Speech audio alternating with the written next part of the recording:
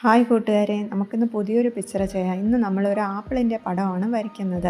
School തുറന്നല്ലോ, ഇനി നമുക്ക് ഒത്തിരി പിക്ചർ വരയ്ക്കാനുണ്ടാവും. നോട്ട്ബുക്കിലും പ്രോജക്റ്റ് ചെയ്യാനും മത്സരങ്ങൾക്കുമായിട്ട് ഒത്തിരി പിക്ചറുകൾ നമുക്ക് വരയ്ക്കാനുണ്ടാവും. അപ്പോൾ ഓരോ പിക്ചറായിട്ട് നമുക്ക് വരച്ച് പഠിക്കാം.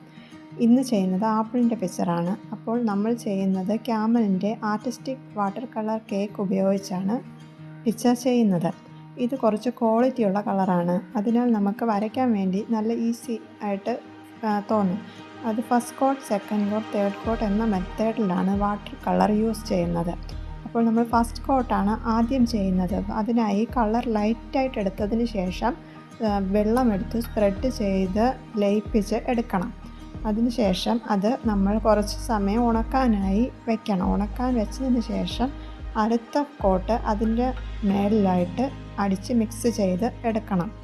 അതും ഉണക്കിയതിന് ശേഷം വേണം അടുത്തതിലോട്ട് പോകേണ്ടത്. കാരണം ഉണക്കാതെ ചെയ്ത് കഴിഞ്ഞാൽ നമ്മൾ വരയ്ക്കുന്നത് ഉള്ള പേപ്പർ അത് ഇളകി വരാൻ സാധ്യതയുണ്ട്. അതിനാൽ വെള്ളം നമ്മൾ ഒരു പേപ്പറിൽ തുടച്ച് മാറ്റിയതിന് ശേഷം പിന്നെയും അത് അഡ്ജസ്റ്റ് ചെയ്ത് വേണം നമ്മൾ കളർ അതിൽ മിക്സ് ചെയ്ത് എടുക്കാൻ വേണ്ടിയിട്ട്.